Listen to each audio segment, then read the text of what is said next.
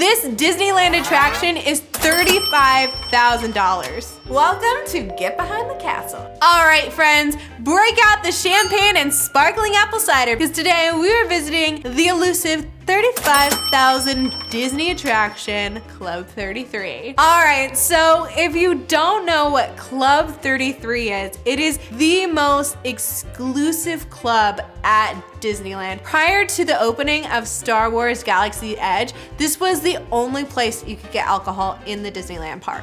This place is shrouded in rumor and mystery. There are tales that the wait list to get into this place is 20 years long. And a lot of people don't know why this was even created in the first place, just the fact that it is so exclusive. Club 33 was actually inspired by Walt Disney's involvement in the World Fair. He noticed how a lot of places at the World Fair had these special sponsor booths to thank those who contributed large amounts of sums to the World's Fair, and he thought that he should emulate something similar in Disneyland. Thus, Club 33 was born. Club 33 was designed by Imagineer and set designer Emily Curie, who was known for working on films like Mary Poppins and 2,000 Leagues Under the Sea. Sadly, Disney never got to see his vision come to life, as unfortunately he passed away 6 months before the opening of this attraction. There are urban legends surrounding even why the name of it is Club 33. Some people think it's because the 2 3s make an M when you turn them sideways, thus being the initials of Mickey Mouse. But the most common theory is the reason for this was in order to have an alcohol license, you actually have to have an address. So a lot of people think it's in reference to 33 Royal Street, which is the address on the liquor license of the location. Now, not a ton is known about Club 33 because for the longest time, there were not even pictures allowed inside of this institution. They did recently kind of lift the rules to now pictures are allowed, but no videos.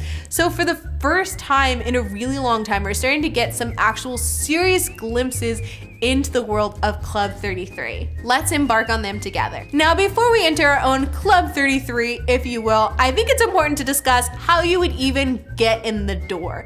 So, once you apply for a membership, which I actually did, and I will get into later in the video, once you are accepted, you must pay an initiation fee of $25,000, and that's not the end of it. Also have to pay a yearly fee of $10,000 in order to hold on to your membership. It's also worth noting that the prices of these fees do not include food and drink. But now that we've paid our dues, let's get started into our glimpse of Club 33. So let me paint the picture for you. We arrive at the park. Make sure you arrive at least an hour early before your reservation. The dress code, surprisingly, is not as strict as I thought it was going to be. I guess in my mind, I really hyped Club 33 up that like you need to be in complete formal or like full-length ball gowns and tuxes to enter Club 33, which is not the case. Which honestly makes a lot of sense because you are at a theme park. And in fact, they do have some slightly different rules for attire depending on whether or not you are visiting the park that day. Again, Club 33 is very exclusive, so all the information we found was pretty much secondhand, so some of it may be outdated. Lunchtime requires a fashionable, casual attire. However, the following are absolutely not allowed. Cutoffs, swimsuits, which is like, who's wearing their swimsuit to Club 33? Ariel? Bare midriffs, sweatpants, flip-flops / sandals, or any type of beach attire. Again, I feel like it's weird that they put like swimsuits and beach attire on there. Jeans are surprisingly permitted as long as they, quote, cover undergarments completely and are not extremely faded or torn. Now, if you're coming for dinner, evening casual attire is also permitted, which again is crazy to me. I'm really glad I researched this because I sure would have shown up to Club 33 in a full-on ball gown and looked ridiculous. For gentlemen, colored shirts and slacks are appropriate, and for women, an informal dress or pants with a blouse are permitted. I'm assuming for our non-binary friends, somewhere in between both of those spectrums would also be allowed. Actually getting inside Club 33 may be a little different than what you have thought. Now, you may be like, Nicole, there's a giant door that says 33 right off of Pirates of the Caribbean. I can see it with my bare eyes. And I'm here to tell you that entrance is actually no longer used. The actual entrance is now to the right of Le Bat and Rouge. Old door by the Blue Bayou that everybody knows still remains as an homage to the original Club 33. However, if you have a reservation, please don't waste your time waiting by that door. No one is coming for you. So now that we know what to wear and we are in the park, our first stop is going to be to guest relations. Once you're at guest relations, you're going to tell the cast member your name that's on the reservation as well as all the names of the members in your party. Now, it's time for your reservation. How exciting! So, surprisingly, the club requests that you only show up 5 minutes early to your reservation. This is because the club is frequently busy either clearing tables or making special arrangements for other members. They also ask that guests wait in an area called the Court of Angels. Ooh. Never worry though, I have been assured that there are refreshments available in the Court of Angels, which to me sounds like code for plenty of cocktails. So now, we finally made it into the club. We've used the correct entrance. We're waiting for a table and it is time to sit down and eat. Now, the food at Club 33 is legendary. It is known as not just the most exclusive 5-star restaurant in all of Orange County, but one of the most incredible theme park dining experiences in the entire world. Now, menus for this are really hard to come by, but I was actually able to find a lunch and dinner menu from 2016 for us to look at. Again, I'm sure things have definitely changed, but we can at least relish in what they had back in 2016. For lunch this day, it looks like your choices are between the following, all of which sound so delicious. First up is a farm-raised Texas redfish, which I didn't even know there were redfish from Texas. This comes with a honey grits cake, like what? Haricot vert, which it's so fancy, I don't even know what that is. Rock shrimp Chardonnay burst and a lime lavender aioli. Oh my gosh, half of those things I can't even say. So here is an old lunch menu. As you can see, the whole thing seems to be on theme, very French, because we are in the French quarter of the park. I'm sure though things do change. I'm sure it's not always a French theme. In fact, I know very recently they did what's called a tiki takeover in Club 33 where everything was like Caribbean tiki inspired. Let's take a look at a dinner menu as well. Here's what was offered that day in the park.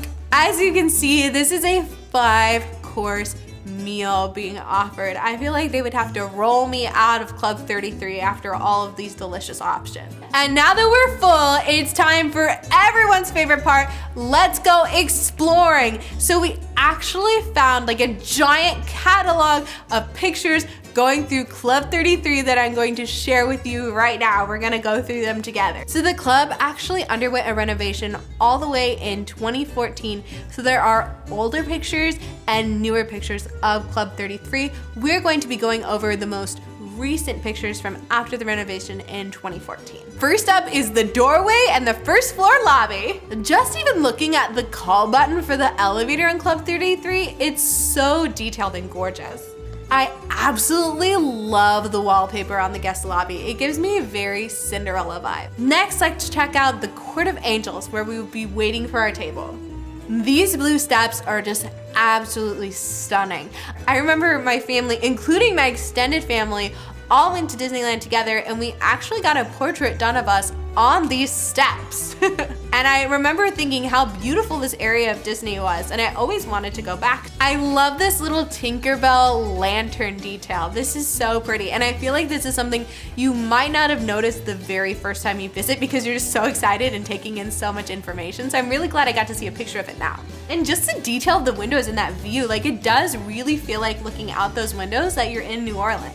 This gorgeous view from this desk and the crown molding going on around it, I can't imagine. There's not a chair, so they obviously don't want anyone to sit there, but it would be great if you could. There's also display cases displaying all of the different Club 33 merchandise for purchase. I know for a fact that they currently have a Club 33 mask that you can purchase during these recent years. Here are some rare pictures of Le Salon Nouveau. As you can see, they have an absolutely gorgeous wine collection going on. And the detail on these stained glass lights is absolutely stunning. The bar looks absolutely magical and inviting at the same time. I'm actually surprised how accessible this bar feels. I feel like it does feel like you're at a club, not somewhere that is so elusive that you had to pay $35,000 just to be standing right here. There's also gorgeous artwork adorning these blue velvet booths. Like, it just seems like an absolutely gorgeous place to hang out that doesn't feel too pretentious. It just has like good vibes. There's also a restored French lift that you can actually sit in inside the lounge. I bet honestly you could just spend an hour going around looking at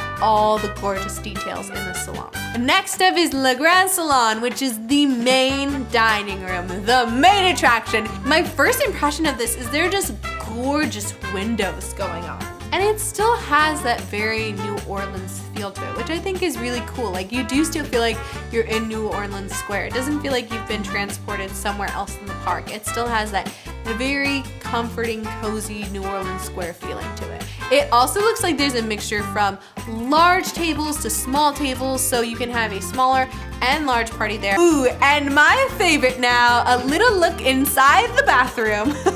I have this weird thing where every restaurant I go to, I like, this bathroom is absolutely darling. I feel like that's the best way to explain it. The details on these tiles are just absolutely exquisite. It also looks like there may be mouthwash or something available for guests in these little containers. Wow, it's even got a place for you to sit and do your makeup. This is lovely. I feel like I would just hang out in here for like 10 minutes and people would wonder what happened to me. Let's check out the men's as well, shall we? Okay, I thought I liked the ladies' room, but now I'm mad because I think I like the men's room better. They got freaking books in here.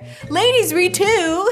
And look at how cool this door is. I will say though, the men's room seems very dark and brooding compared to like the light brightness of the women's room. Is there some toxic masculinity at work here in this design? Maybe just a little. So doing some research as well, I found out there are some member benefits that you may not know. One of my top Disneyland dreams is to ride the Lily Bell. And if you don't know what this is, that is the caboose on the Disneyland train. And I love it. I'm obsessed. It's literally been my dream ever since I was a child. And apparently, if you're a member of Club 33, you have access. Not only can you ride the Lily Bell, but you can also take guests on the Lily Bell with you if you're a member of Club 33. And that's not the only crazy place you get to go if you're a member of Club. You also get to go in the wheelhouse of the Mark Twain Mississippi Riverboat. You cannot visit this area if you are a regular guest, and you can only enter with the permission of the captain. This wheelhouse is said to provide the most beautiful view of rivers of America. I want to go so bad. Not only that, but I didn't even know there were different like levels to being a Club 33 member. I thought it was just like you made it to Club 33, good job, you're exclusive. No, there are like tiers to how cool of being in Club 33 you can be. There's the gold level, there's a platinum level, and the executive level. So if you're a gold member, you get 50 guest passes a year to like go to the park. Like, it says your guests don't even have to dine at Club 33, which is like, what? You can just give 50 tickets to Disneyland, and then you also have the added benefit of like, and you can dine with me at Club 33. That's so crazy. Plus, if you've already used up your free 50 guest passes, if you still want to have people dining at the club with you, they can get 20% off their park admission. So does anybody like that's a member of Club 33 want to be my friend?